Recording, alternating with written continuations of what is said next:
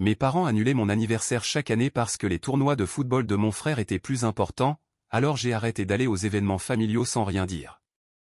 Personne ne l'a remarqué jusqu'à ce que les photos de mon mariage privé sur une plage paradisiaque deviennent virales et qu'il réalise qu'il n'était pas invité. Salut Reddit, accrochez-vous bien car ça va être long, mais je promets que la fin en vaut la peine. Voici l'histoire de comment j'ai passé près de 2 décennies à être invisible dans ma propre famille, comment j'ai tranquillement construit une vie incroyable sans eux. Et comment je les ai regardés perdre complètement la tête quand mon mariage est devenu viral et qu'ils ont compris qu'ils étaient les seuls absents. J'ai 28 ans, je m'appelle Thomas, et j'ai grandi dans une petite ville près de Tours avec mes parents et mon frère cadet, Lucas, 26 ans. De l'extérieur, nous ressemblions probablement à la famille française parfaite, un joli pavillon en banlieue, 2 enfants, un golden retriever nommé Biscuit, le fantasme total de la classe moyenne. Mais derrière les portes closes, il y avait une hiérarchie assez évidente dans notre famille, et j'étais tout en bas de l'échelle. Lucas était un joueur de football prometteur. Et pas n'importe quel joueur. Selon mes parents, il était destiné à être le prochain Mbappé ou Griezmann, l'élu qui apporterait la gloire sportive à notre nom et leur rapporterait probablement des millions en contrats publicitaires. Spoiler, il n'a jamais dépassé le niveau régional 1. Mais je m'avance un peu. Dès le moment où Lucas a montré du potentiel au club local vers l'âge de 8 ans, toute l'existence de notre famille a tourné autour de son calendrier de matchs. Chaque week-end, c'était un tournoi quelque part en France. Chaque soir de semaine, c'était l'entraînement. Chaque conversation à table portait sur ses statistiques, ses buts ou quel recruteur de centre de formation l'avait soi-disant regardé pendant l'échauffement. Mes parents ont investi facilement plus de 150 000 € au fil des ans dans des stages d'été privés, des coachs personnels, des équipements spécialisés et des frais de déplacement pour les tournois. Ce n'est pas une exagération. J'ai vu les relevés bancaires une fois quand j'avais 16 ans et j'ai failli m'étouffer. Pendant ce temps, j'existais quelque part en arrière-plan de tout ce culte sportif.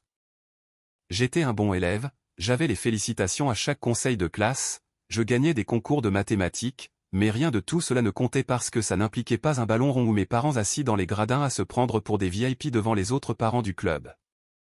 Ce qui faisait vraiment mal, cependant, ce n'était pas le manque d'attention pour mes réussites. J'aurais pu vivre avec ça. Ce qui m'a vraiment détruit, c'était mon anniversaire. Je suis né le 14 juillet. Pour ceux qui ne le savent pas, juillet est la haute saison des stages et des tournois d'été. Et chaque année, sans faute, mon anniversaire était annulé parce qu'il entrait en conflit avec l'un des tournois de Lucas. Soyons clairs sur ce que je veux dire par annuler. Je ne veux pas dire qu'ils oubliaient. Je ne veux pas dire qu'ils le reprogrammaient à un autre jour. Je veux dire qu'ils me regardaient dans les yeux et me disaient qu'on ferait quelque chose pour mon anniversaire plus tard, et ce plus tard ne venait jamais. Le tournoi se terminait, et soudain il y avait un autre stage le week-end suivant, puis la rentrée sportive, et au moment où les choses se calmaient, on était en octobre et mon anniversaire était de l'histoire ancienne. Une année, je crois que j'allais avoir 11 ans, j'ai demandé si on pouvait au moins prendre un gâteau avant de partir pour le tournoi de Lucas près de Lyon. Ma mère a soupiré comme si je lui avais demandé de résoudre la faim dans le monde et a dit « Nous n'avons tout simplement pas le temps, chérie. Peut-être qu'on trouvera quelque chose à l'hôtel. » Nous n'avons rien trouvé à l'hôtel. Nous avons trouvé une barre chocolatée dans un distributeur automatique que mon père m'a lancé en disant « Joyeux anniversaire, champion ». Je l'ai mangé sur la banquette arrière de notre Renault Espace en regardant mon frère s'échauffer. Une autre année, pour mes 14 ans, j'ai fait l'erreur de demander si je pouvais rester chez ma grand-mère au lieu d'aller au tournoi. Je ne voulais pas causer de problème. Je voulais juste passer mon anniversaire à faire autre chose que de rester assis par 35 degrés à regarder du foot pendant 12 heures. Mon père m'a regardé comme si j'avais suggéré de brûler le drapeau français. C'est une famille, a-t-il dit. On se soutient. Ton frère a besoin de nous là-bas.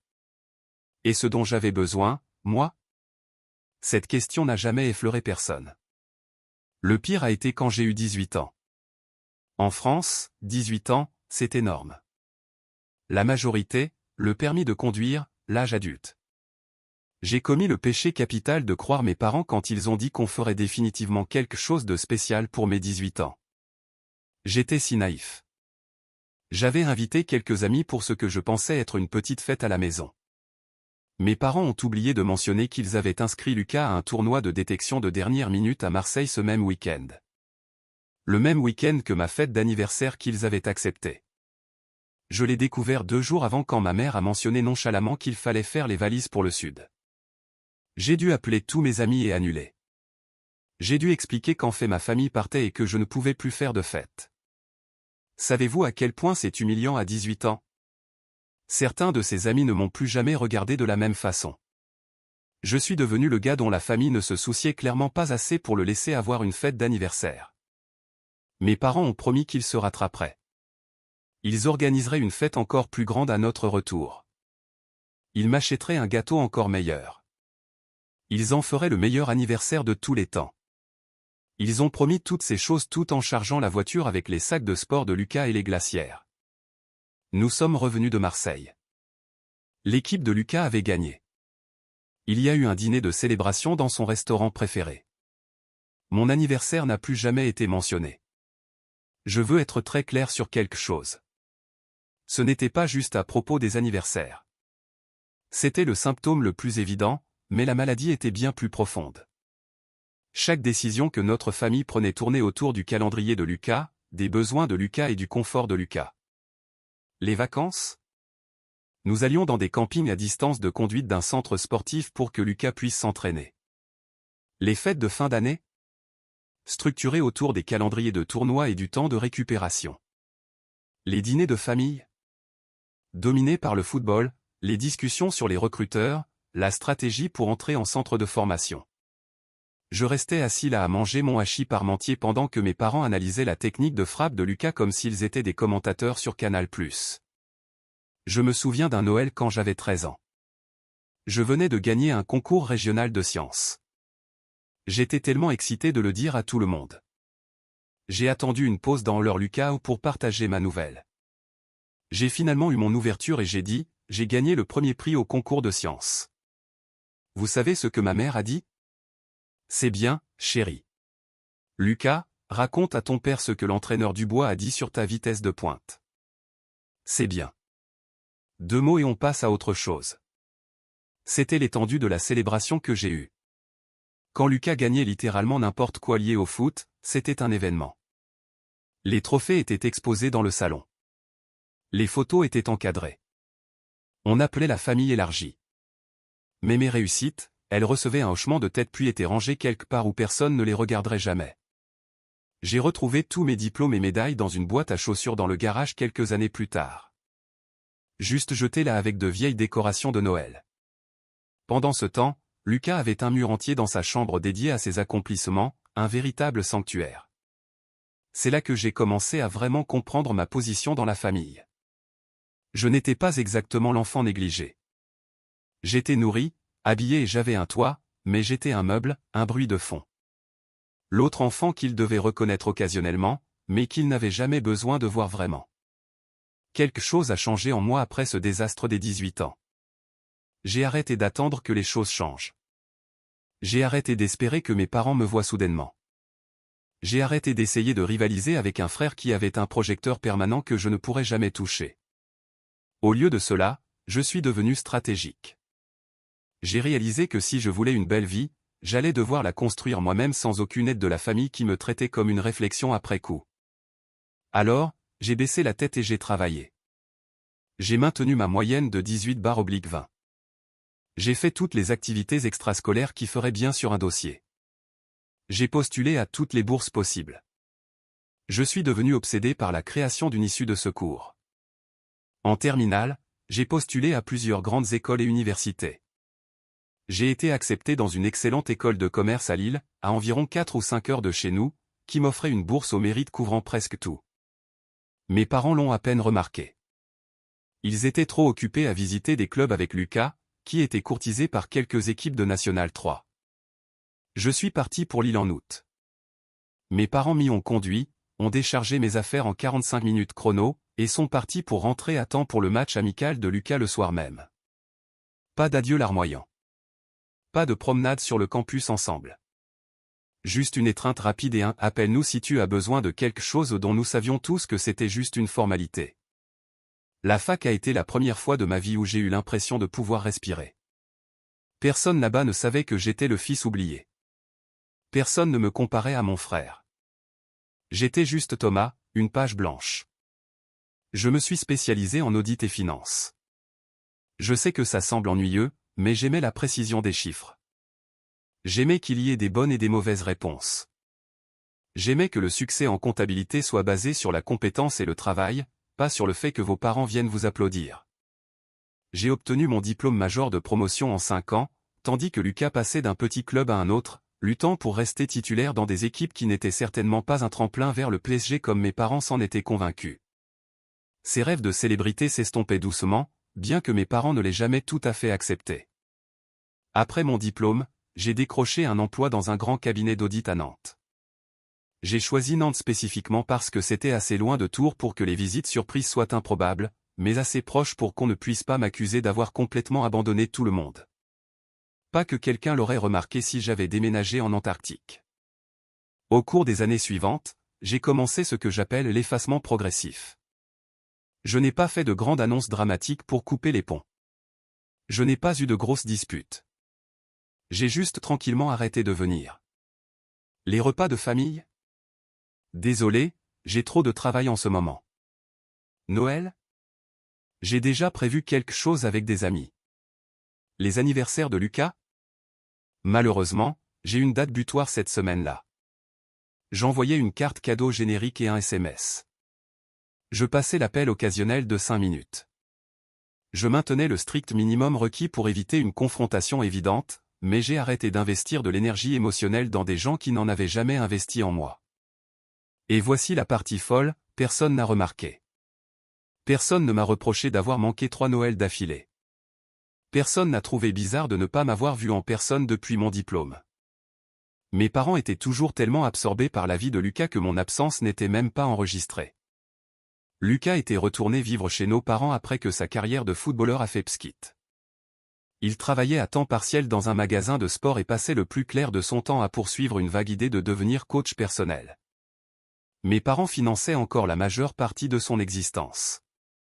Ils allaient toujours à ses matchs de foot du dimanche matin comme si c'était la Ligue des Champions. Ils le traitaient toujours comme l'enfant roi. Je n'étais pas amer à ce sujet. Honnêtement, j'avais fait la paix avec ma position dans la famille il y a longtemps. J'avais juste fini de participer à un spectacle où je n'étais même pas figurant. Pendant ce temps, ma vie à Nantes était géniale. J'ai gravi les échelons au cabinet. J'ai acheté un appartement. Je me suis fait de vrais amis qui se souvenaient de mon anniversaire. J'ai commencé à sortir avec une femme nommée Camille, que j'ai rencontrée lors d'un barbecue chez un ami. Elle était infirmière puéricultrice avec le rire le plus contagieux que j'ai jamais entendu et une tolérance zéro pour les bêtises familiales. J'ai tout raconté à Camille sur mon enfance. Elle a tout écouté sans jugement, puis m'a regardé dans les yeux et a dit « c'est leur perte ». Sérieusement, ils ont raté la chance de connaître quelqu'un d'incroyable. Personne ne m'avait jamais appelé incroyable auparavant. Camille venait d'une famille unie qui fonctionnait réellement comme une famille. Ses parents étaient mariés depuis 35 ans et se tenaient toujours la main. Ils faisaient des déjeuners le dimanche, pas par obligation, mais parce qu'ils voulaient vraiment passer du temps ensemble. La première fois que je suis allé à l'un de ces déjeuners, je me sentais comme un anthropologue étudiant une civilisation extraterrestre. C'est à ça que ressemble la normalité ? Sa mère me posait des questions sur mon travail et écoutait vraiment les réponses. Son père me parlait de trucs normaux. Il m'incluait. J'attendais le piège, le moment où il se détournerait de moi pour se concentrer sur quelqu'un de plus important. Ce moment n'est jamais venu. Après quelques mois avec Camille, j'ai réalisé que je n'avais pas parlé à mes parents depuis presque 5 semaines. Pas parce que je les évitais, mais parce que j'avais sincèrement oublié qu'ils existaient car ma vie était pleine de gens qui voulaient vraiment de moi. Camille et moi sommes sortis ensemble pendant 3 ans avant que je ne la demande en mariage. J'ai planifié une demande simple sur un sentier de randonnée en Bretagne. Elle a dit oui tout de suite. Quand on a commencé à planifier le mariage, Camille m'a posé la question que je redoutais, alors, à quel point veux-tu que ta famille soit impliquée ? J'y ai réfléchi longtemps. Une partie de moi voulait être la personne mature. Une partie de moi pensait que ce serait peut-être un nouveau départ. Mais ensuite, je me suis souvenu de chaque promesse brisée, de chaque anniversaire annulé. Je ne veux pas qu'il soit là, ai-je dit. Et je le pensais. Camille n'a pas essayé de me convaincre. Elle a juste hoché la tête et dit, alors ils ne seront pas là. C'est notre jour. Nous avons décidé de faire un mariage à l'étranger, au Costa Rica. Camille avait toujours voulu un mariage sur la plage. Le Costa Rica était parfait, assez loin pour que ce soit une aventure, mais accessible pour nos vrais amis. Nous avons gardé la liste d'invités petite, environ 40 personnes. Les parents de Camille, sa sœur, quelques oncles et tantes. De mon côté, j'ai invité mon meilleur ami de fac, quelques collègues, et ma cousine Julie, la seule parente de sang qui m'ait jamais traité comme si je comptais. Pas de parents, pas de frères. Le mariage était tout ce dont je n'avais jamais su que j'avais besoin. Nous nous sommes mariés sur une plage privée au coucher du soleil. J'ai pleuré en voyant Camille dans sa robe. Pendant la cérémonie, j'ai regardé la petite foule. Chaque personne présente avait choisi d'être là. Il n'y avait aucune obligation. Juste de l'amour. Mon meilleur ami était mon témoin. Le père de Camille a porté un toast qui a fait rire et pleurer tout le monde. La mère de Camille m'a dit qu'elle était fière de m'appeler officiellement son fils. Fils fier. 2 mots que j'avais voulu entendre toute ma vie. Nous avons dansé jusqu'à minuit. Et voilà le truc, pas une seule seconde je n'ai pensé à mes parents ou à mon frère. Ils étaient si loin de mon esprit qu'ils auraient pu être des personnages fictifs. Une des cousines de Camille était photographe semi-pro et elle a passé le week-end à prendre des photos spontanées. Ces photos allaient devenir très importantes. Environ 3 semaines après notre retour, Camille a posté quelques photos sur les réseaux sociaux. Rien de fou, juste nous sur la plage avec la légende, mariée à l'homme de ma vie au paradis. Sa cousine photographe a aussi posté des clichés sur sa page pro. Nous n'y avons pas trop pensé. Mais ensuite, quelque chose de bizarre s'est produit. Les photos ont commencé à être beaucoup partagées. Un compte d'inspiration mariage a reposté, puis un autre plus gros. En une semaine, ces photos avaient été vues par des millions de personnes. Je pensais que ça passerait. Puis mon téléphone a commencé à exploser. Le premier appel venait de ma cousine Julie.